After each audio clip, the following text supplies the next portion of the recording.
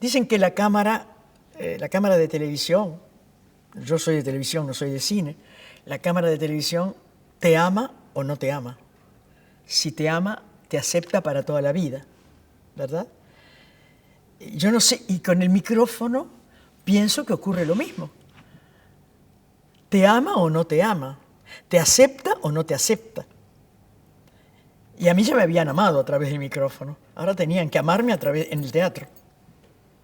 En esa subida al escenario. Me salvé y seguí durante tantos años, ¿no? Hasta ahora.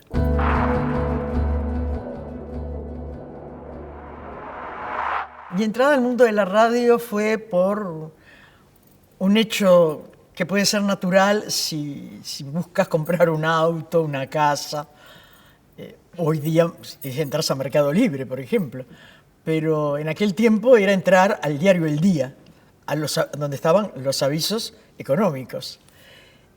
No era normal, no era común que apareciera el aviso que yo vi, que era un recuadro grande, importante. Después me enteré que esas cosas eran muy importantes, que decía: se busca señorita de buena voz, buena presencia y simpatía. Leí eso y dije: esta soy yo, no hay otra. Enviar correspondencia a Mercedes 973. Yo te estoy hablando del año 1948, ¿sí? Los teléfonos no se conseguían, nunca había Borne, y si no tenías una tarjeta de recomendación, menos. Entonces fui a un vecino, le pedí la guía, busqué, y Mercedes 973, ¡oh! Alegría, era Radio Carve. Y yo mandé la primera carta, envié la primera carta, me respondieron y me citaron, y el citarme era para hacer pruebas de voz. Ahí se tenía en cuenta el tono de voz, la calidad, la dicción, la fonética, se tenía en cuenta todo. Y así fui pasando, me iban llamando, mandando cartas, e iba pasando distintas pruebas, hasta que quedé.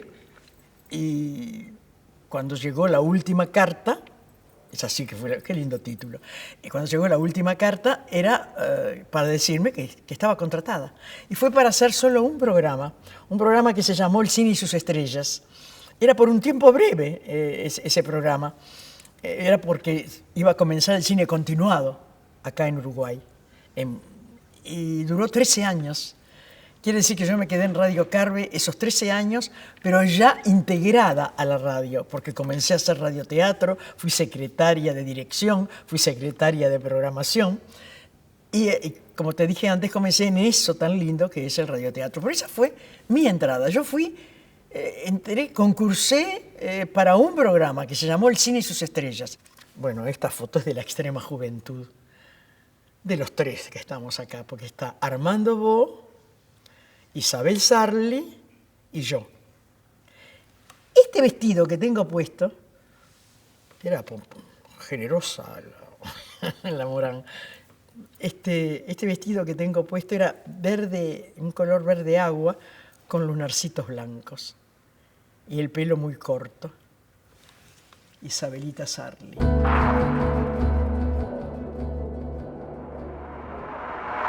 Llego al radioteatro porque hubo un director que se llamó Carlos Tolve, que fue un genio en dirigir radioteatros y en dirigir a los actores de radioteatro.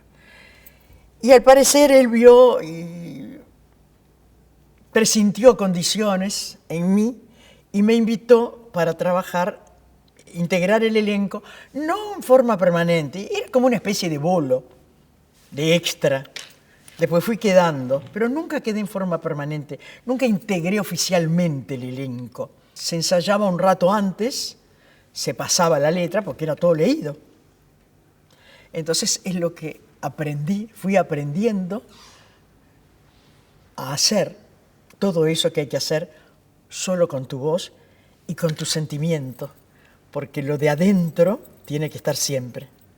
Es como cuando haces teatro. Te vas metiendo en el personaje tiene que entrar en ti. Bueno, esto era lo mismo, pero solo con la voz. Esta foto está tomada hace muchos años en el escritorio que yo usaba como secretaria de don Juan Enrique de Feo. Y está Rómulo Boni, que era actor, fue actor de la Comedia Nacional, director. Estoy yo y está este tan bellísimamente joven, Sancho Gracia. Rómulo Boni acá nos estaba leyendo el texto de una obra llamada La Cornada. Si hará años. El estudio era chico, el estudio de radio no era grande, donde hacíamos el radioteatro, estábamos bastante amontonados, pero no se necesitaba mucho tampoco porque tenías que estar en el micrófono afuera, en el micrófono o afuera del micrófono y acá. Pero sí se necesitaba un espacio que tenía un espacio especial, todo lo que significaba sonido. Entonces se estrechaba el sitio nuestro, el círculo nuestro, se estrechaba porque había que dejar paso. ¿Qué había? Había pedregullo, había puertas que se abrían, se cerraban, puertas que tenían, era una puerta armada sobre una base de ruedas, de rueditas, para trasladarla por lo que fuere. Esas puertas se abrían, los pestillos, el sonido de pestillo, sonido de goznes si eran necesarios, el viento que se hacía con chapas de aluminio, una cosa así, qué maravilla, el incendio con papel celofán, era maravilloso, cadenas que se arrastraban, según lo que se necesitara para el tema del radioteatro, cadenas, golpes extraños, pero además había discos de sonidos, que eran unos cosos enormes, los platos, como el disco era así, enorme. Después vinieron los otros, los long play, que eran hijos de aquellos grandotes así. Entonces eso venía con sonidos. Y los sonidos que no se hacían desde el estudio, el director Carlos Tolbe que los hacía desde ese disco.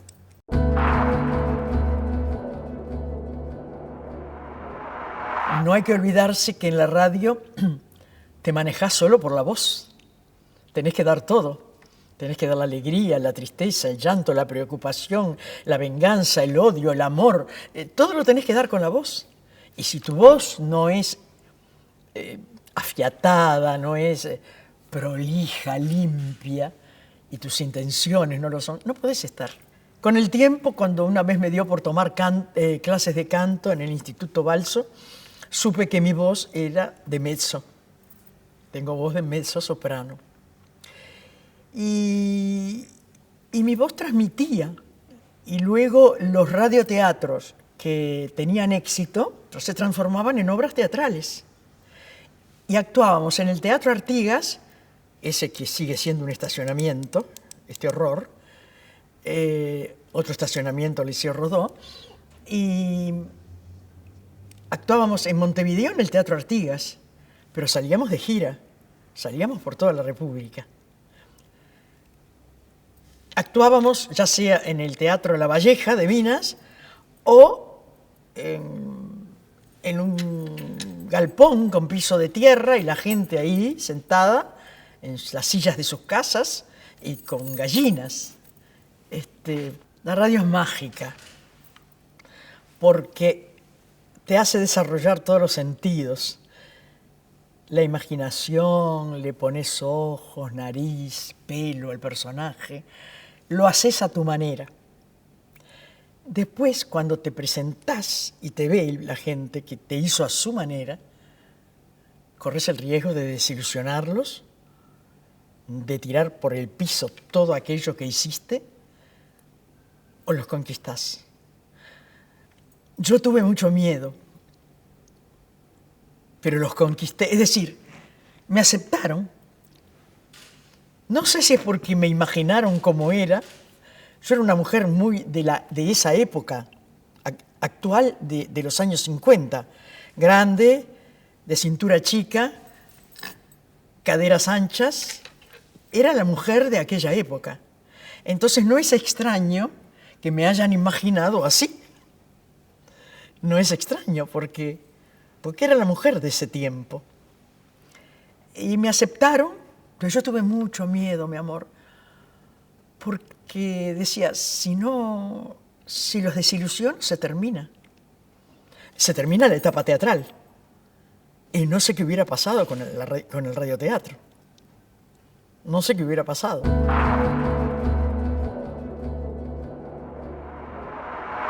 Siempre hice personajes de grandes. Esta voz, a pesar de ser una voz más joven, no me permitió hacer nunca una damita joven, ¿viste? Había actrices que eran estupendas para damitas jóvenes y hacían siempre damitas. Yo siempre hice mujer de carácter. No características, no, mujer fuerte, mujer de carácter. Eso daba mi voz. Mi voz no estaba preparada para darle esa paliza de radioteatros, de salir de gira. No, mi voz era así. Y me fui quedando disfónica, es decir, cada vez más, cada vez más, cada vez más. Y Radio Carve estaba y está en Mercedes 973, entre Río Branco y Julio Herrera. En la acera de enfrente, en un edificio de apartamentos que está, vivía una actriz, estupenda actriz, que se llamó Leonor Álvarez. Yo no la conocía, nada, pero ella me conocía, me veía, entrar a la radio, salir de la radio. Y un día me paró y me dijo, ¿tú sos Cristina? Sí. Yo soy Leonor Álvarez, soy actriz. Ah, sí, claro, sí, ¿cómo estás? ¿Estás teniendo problemas con las cuerdas vocales? Sí, le digo, estoy horrible. Yo me abrigaba toda, ¿viste? Allá en los todo, siempre abrigada, siempre tapada porque tenía miedo. Quería no tomar frío, pero no era una cuestión de frío. Y ella me dijo me sugirió que fuera al profesor Alonso Regules, el viejo Alonso Regules. Y me examinó y tenía una cuerda vocal cerrácea. Es decir, en lugar de ser tensa, era como un serruchito, la cuerda vocal derecha. Y me hizo tomar clases de reeducación y de impostación, colocación de la voz. Nunca más tuve problema. Aprendí a respirar, aprendí a sacar la voz de distintos lugares del cuerpo y que no rozara las cuerdas vocales. Entonces he podido mantener mi voz así, como está, pero se lo debo a aquella mujer estupenda, excelente actriz que se llamó Leonor Álvarez y que en un acto de solidaridad me paró para decirme, tú tenés problemas, andate al lado. Esa es. Así salí y nunca más tuve problema de voz.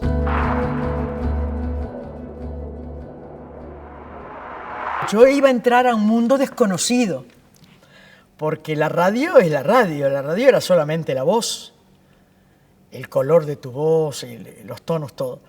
Y leías, todo se leía. No era solo que se leían los radioteatros, se leía cuando hacíamos los programas de Fonoplatea, todo lo que se decía, con los textos comerciales incluidos. Pero en televisión, de la cual no sabíamos nada, habíamos tenido versiones de que no se podía leer. Había que memorizar. Pánico. Cundió el pánico. Fue espantoso. Entonces, un día Juan Carlos Victorica, que fue un argentino, que fue el primer vendedor de publicidad que hubo en este país, en Canal 10, porque había que vender televisión en el año 56, Había que vender, había 4 televisores en la ciudad, en el país. No había, y había que vender. Y este hombre le vendió a Angenche, que era la gran tienda, le vendió a Casa Cardelino.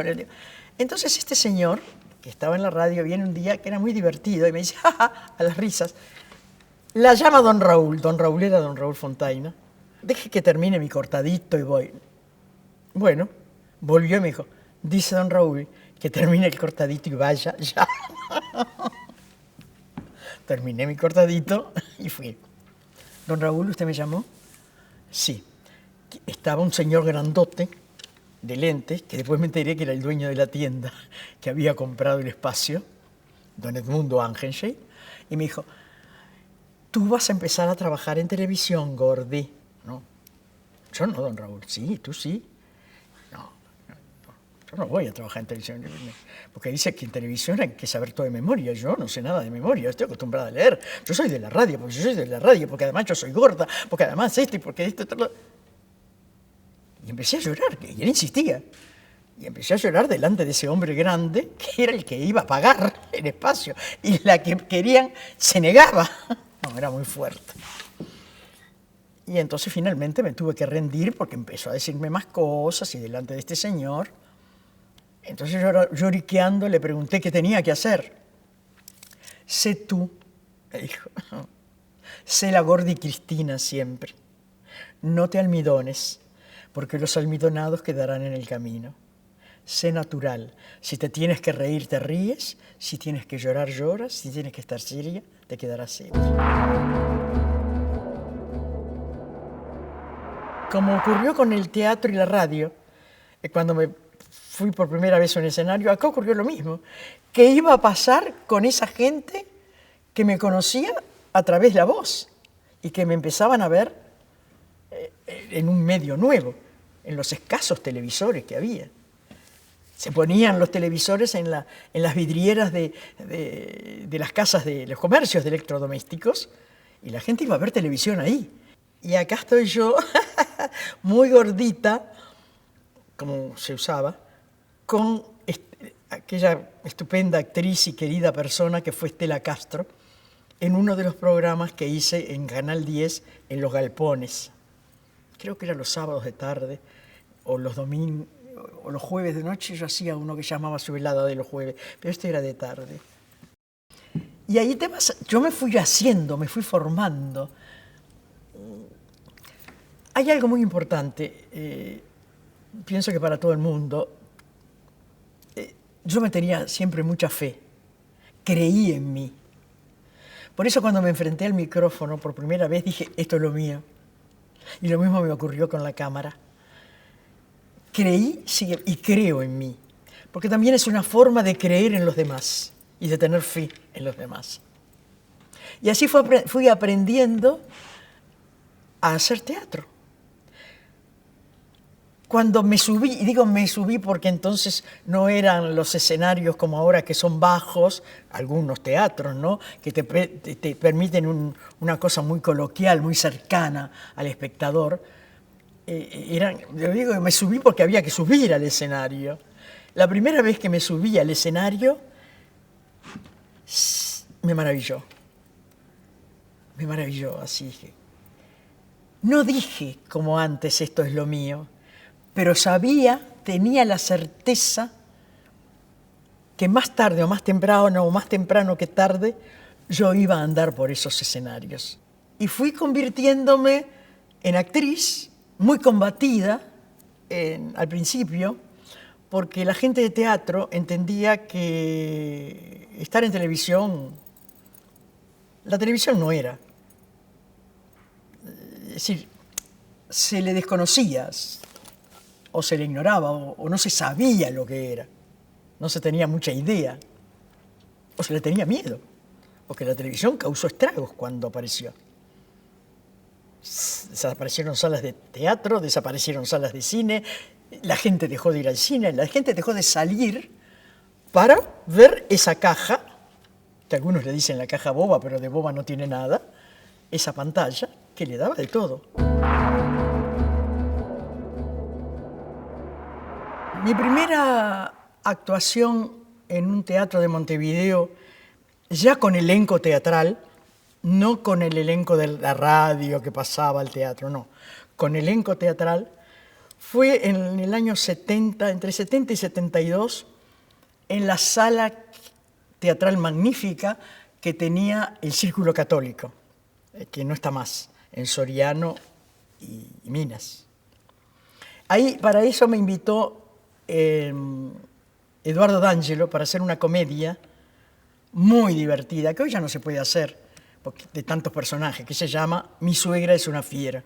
Por supuesto, la suegra era yo. Esto redondea aquello que te dije de la radio, que nunca pude hacer jovencitas o damitas. Eduardo D'Angelo rezongando a la suegra en esa comedia que se llamó, o se llama, mejor dicho, Mi suegra es una fiera. D'Angelo, flaquísimo y jovencísimo. Y parece que la suegra acá estaba muy asustada porque el yerno la estaba rezongando.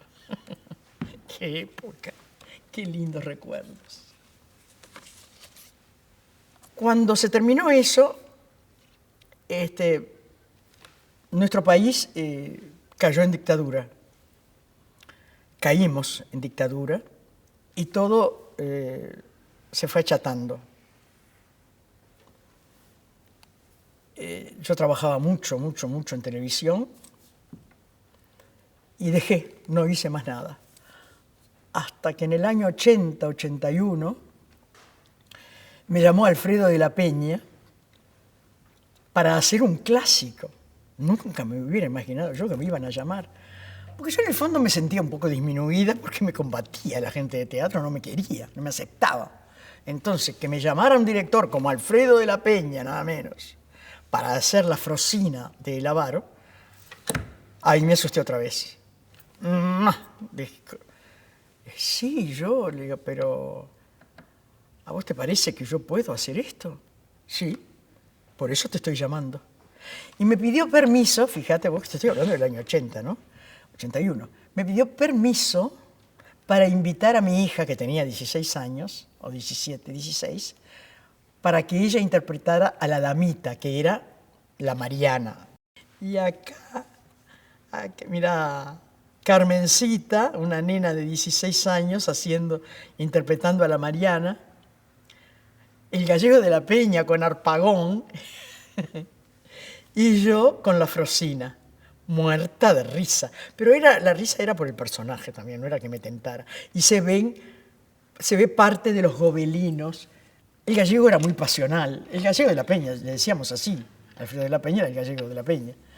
Era muy pasional, muy sanguíneo. Entonces, usaba aquellas ropas enormes de Harpagón, las ropas pesadas, negras, y transpiraba. Estaba gordo además y transpiraba. Entonces, ¿qué pasaba? Él estaba calvo acá arriba, pelitos en los costados. Y lo veía venir, que venía hacia mí, porque tenía una escena conmigo, y venía así en el personaje tremendo de Harpagón, y veo que le sale humo de la cabeza. La transpiración y el calor de las luces le hacía salir humo. ¿Cómo no me voy a tentar ver a un hombre que se me acerca y le sale humo de la cabeza? Y entonces él, que veía que yo estaba para reírme, vino y hablarme, se tenía que enfrentar a mí, y en lugar de enfrentarse normalmente me dio un panzazo, con su panza. Fue peor herramienta que el soneto. Pero estuvimos 9 meses en cartel. Y como era el año 81, todavía estábamos en dictadura, 81, 82, y Molière y El Avaro se daban en el teatro, eran materia de teatro, cuando estabas ahí haciendo la reverencia, no sé qué, mirabas para abajo y eran campeones, todos chiquilines. Era una maravilla aquello, una maravilla.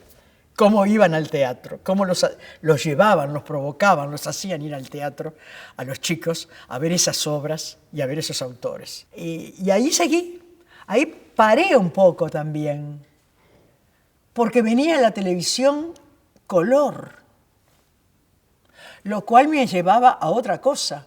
Entonces, también ahí fui una pionera casi transgresora, porque yo dije, viene la televisión color.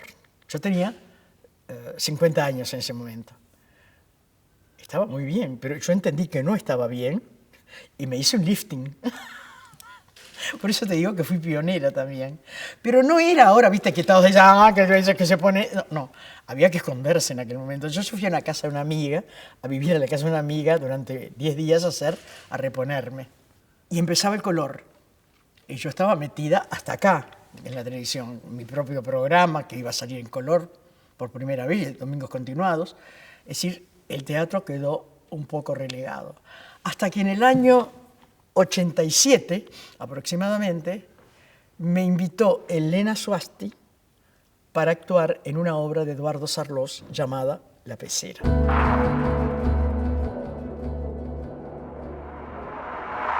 La etapa esa de Sarlós fue increíble, fue impresionante, porque La Pecera trató por primera vez el tema de la vejez y de los geriátricos. ¿Dónde iban a dar los viejos? Contra su voluntad, a esos geriátricos que entonces se les llamaban morideros, no residenciales, morideros. Esa fue la primera vez que se tocó ese tema, que abordó ese tema Eduardo Sarlós, que era un obseso. Él tenía obsesión con la vejez. Le tenía miedo a la vejez y además convivía prácticamente su mujer, él y su hijo en un piso, y la madre y la tía vieja, que eran las únicas que habían quedado de la Segunda Guerra Mundial, que se habían escapado de Hungría, se habían salido. Entonces él vivía de cerca esa vejez. Fíjate que él era pintor, artista plástico, arquitecto, farmacéutico, vendía pasajes en Sprinter. Sus cuadros están todos relacionados con los viejos. Y ese tema causó conmoción. Nosotros llegamos a hacer 3 funciones los sábados de La Pecera. 3. Vermú noche tras noche. Esta es de La Pecera, porque el personaje mío tejía y Julita Moretti ovillaba. Y yo usaba, fíjate acá, esa pañoleta que tengo puesta, era de la madre de Eduardo Sarlós. Y usaba una alianza también que era de mi tía. Esa pañoleta la tengo. Yo tengo la ropa que usé en La Pecera. Entrábamos por sala, yo con el bastón, y ella, Julita Moretti, detrás de mí, preguntándome la receta de chocolate y de no sé qué. Y yo le decía, ya le dije la cantidad de chocolate, no estoy dispuesta a repetirlo. Y entraba. Y seguía para entrar a escena. La primera vez, lo que era el tema, estaba lleno de gente mayor. Y cuando entramos, para entrar al escenario, teníamos que esquivar los bastones y las sillas de ruedas. Entonces, entramos en pánico. Bueno, cada uno pensaba, después lo comentamos, nos matan, nos van a echar, lo van a aceptar, no les va a gustar, nos van a odiar. Y fue un éxito. Fue un éxito de 2 o 3 temporadas. Gustavo Adolfo Rueger, hombre de teatro, hombre de radio, de todos los medios, era el marido de Sarita Otermin, otra mujer de televisión, maestra, y que sin saber nada también empezó en televisión, sin saber nada de televisión.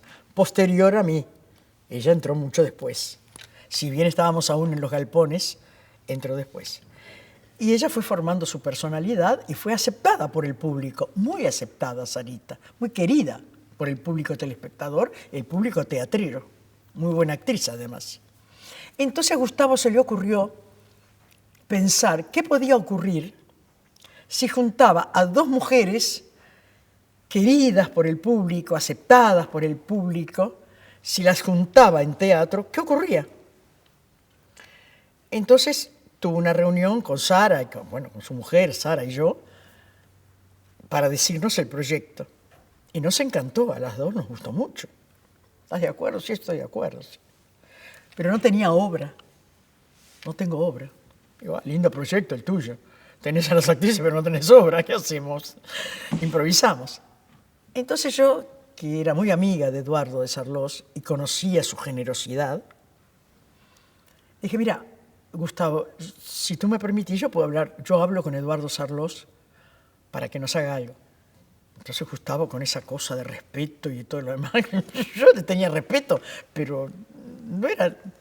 ¿Qué me podía decir? ¿Sí o no? Nada más. Otra cosa no me podía decir.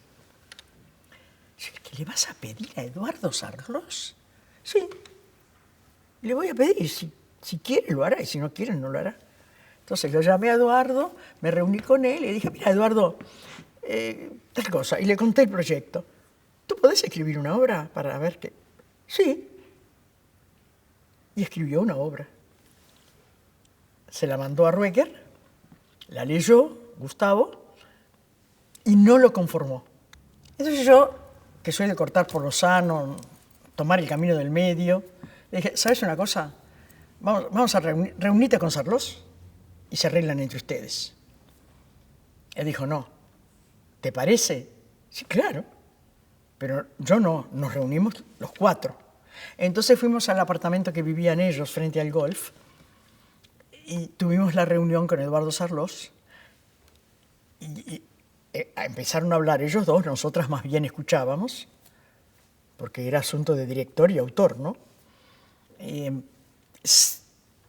Hubo un entendimiento. Eduardo Sarlós, a los 15 días, vino con una nueva obra que fue Mujeres en el armario. Mira, esta foto es en el medio de un ensayo con Gustavo Ruecker y con Sarita Otermi, yo, claro, en un ensayo de Mujeres en el armario. Estamos muy divertidos los tres.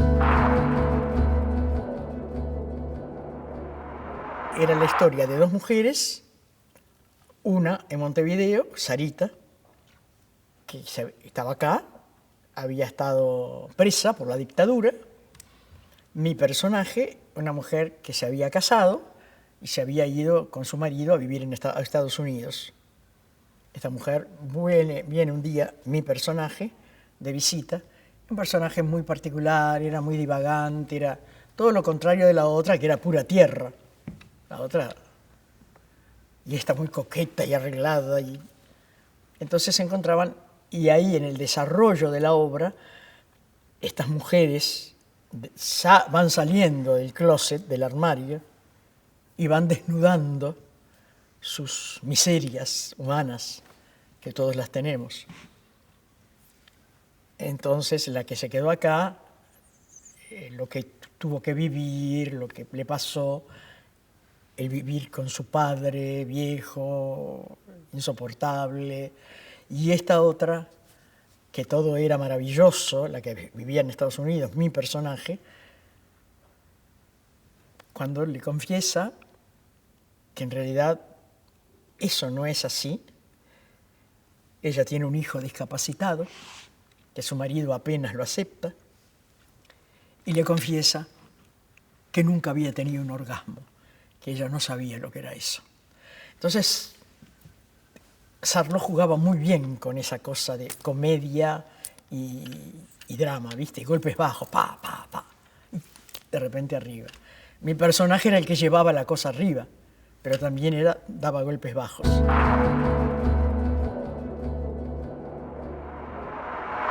Un día, el gran fotógrafo que fue Alfredo Testoni, que era jefe de fotografía del diario, el Diario de la Noche, a él se le ocurrió que yo debía escribir en el diario, debía tener una columna. Me llamaron para tener una entrevista en el diario y por esa confianza que me tengo, esa fe, dije, bueno, lo probamos. Sí, sí, pero lo vas a hacer bien, me dijo Testoni. Entonces, ¿a quién acudí? A Iván May, que era mi querido amigo, un periodista, poeta, culto, era mi asesor, entre comillas, cultural, era mi apoyo. Entonces le digo, Iván, ¿qué hago? ¿Digo que sí? ¿Lo dejo perder? No, hacelo. Pero vos me podés... Entonces Iván me dio el ABC de cómo escribir una columna en el diario. Entonces cuando volví y dije que sí, pedí lo que yo puse por delante que fuera tema libre. De ahí, en el año 93, entre el 93 y el 94, sentí que todo lo que yo había aprendido, había descubierto, había conocido, había vivido, tenía que volcarlo en un libro. Entonces escribí un libro que se llamó Desde estos ojos, Y después fui a hacer talleres de narrativa. Empecé con Rodolfo Fattoruso, donde estuve casi 4 años. Rodolfo es un gran transmisor de conocimiento y generoso, cosa muy importante en un maestro, en cualquier disciplina, ¿eh? De ahí pasé a un taller con Napoleón Bacino, distinto completamente a Fattoruso. Hemingway era el nombre que él siempre tenía, y los estilos y todo esto. Después pasé con Judith Bacco, que también es dramaturga, y después, que fue lo último que hice en talleres de narrativa, con mi querido Mario Delgado Aparaín. Otro ser muy generoso en dar, en brindar conocimiento. Yo sé que escribiendo se tira mucho a la papelera, mucho, porque es la única forma de llegar a algo.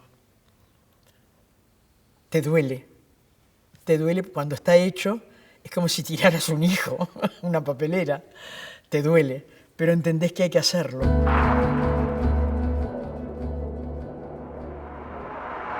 Una cosa que a mí me había fascinado en el taller de Fattoruso fueron los monólogos, las conversaciones, los dos tipos, las conversaciones para afuera, las conversaciones para adentro. Me fascinó eso.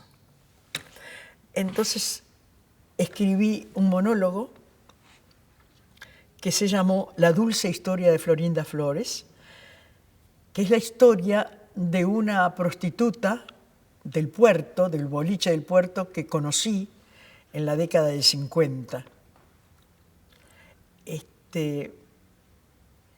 Y yo tomé aquel personaje y lo transformé en Florinda Flores, ya con muchos años Florinda Flores, y siendo una mujer vieja en situación de calle. Entonces esta mujer, Florinda Flores, cuenta su historia. La historia, ¿dónde la ubiqué? En esa década del 50, cuando el puerto estaba lleno de marineros, porque los barcos venían a trocho y moche. Era el Uruguay de la posguerra, era el Uruguay del esplendor. Ella, cuando empieza a contar, ya es vieja, pero ella va para atrás y cuenta su esplendor, lo que era el puerto, lo que era esto, lo que era lo otro. ¿Y cuándo viene su decadencia? ¿Cuándo empieza ella a decaer? Cuando empieza a decaer el país. Cuando se va terminando la década del 50 y ya vienen los 60, que comenzaron a traer tantas cosas los 60. Entonces, ¿qué tomo yo para ubicar eso? Lo que yo vivía en la radio, los personajes que conocí. Entonces en eso aparece Tita Merello, aparece Miguel de Molina, aparece Pintín Castellanos, aparece Romeo Gavioli, toda gente de la época que voy recreando. Aparece el Teatro Artigas, el Sportman, al lado del Teatro Artigas, donde no había nada para ver y los hombres iban a jugar ahí y escuchaban las carreras y los boletos los jugaban ahí. Entonces Florinda cuenta cuando caminaba por Andes, por la calle Andes, cuando estaba el Sodre antes de quemarse, el otro boliche ya más allá abajo. Ella va contando, va hilvanando todo eso y se recrea ese Montevideo, ese Uruguay, sobre todo ese Montevideo, porque yo vivía acá en Montevideo, que nunca más. Nunca más.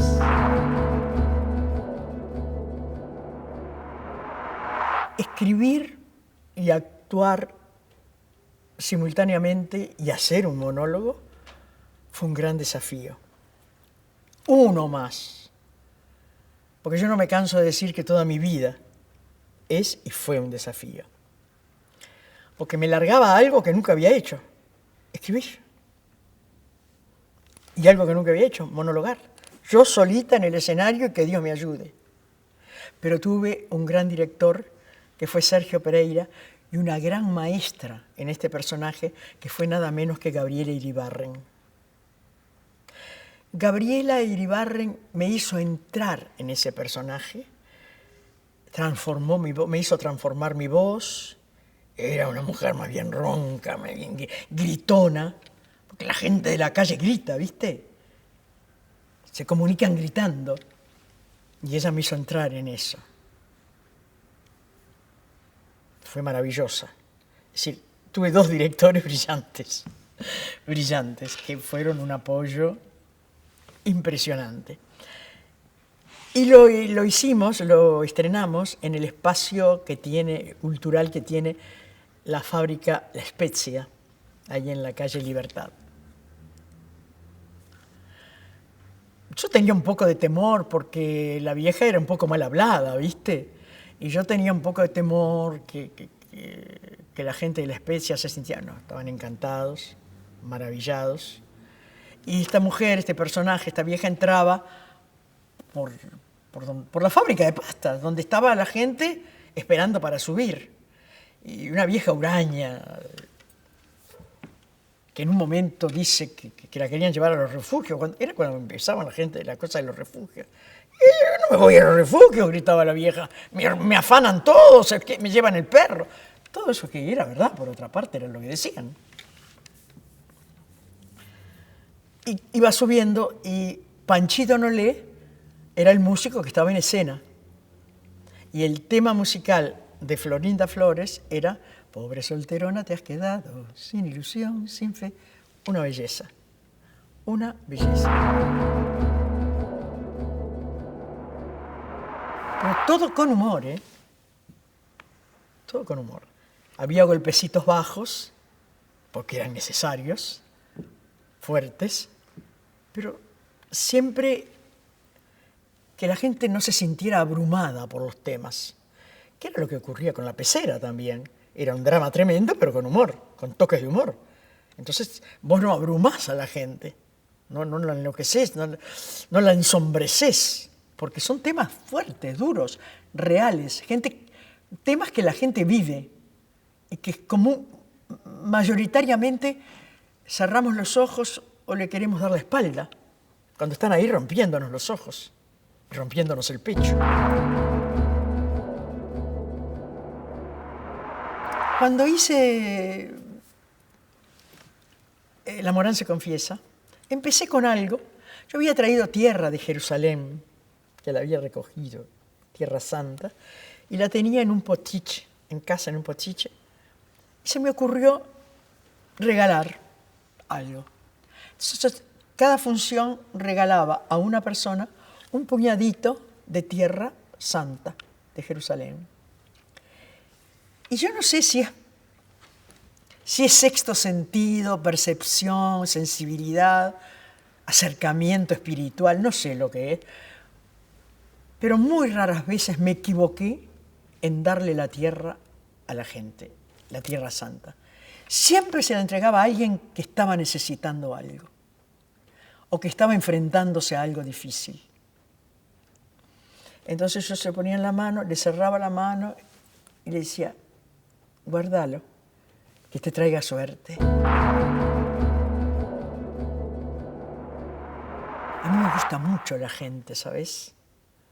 Mucho, muchísimo.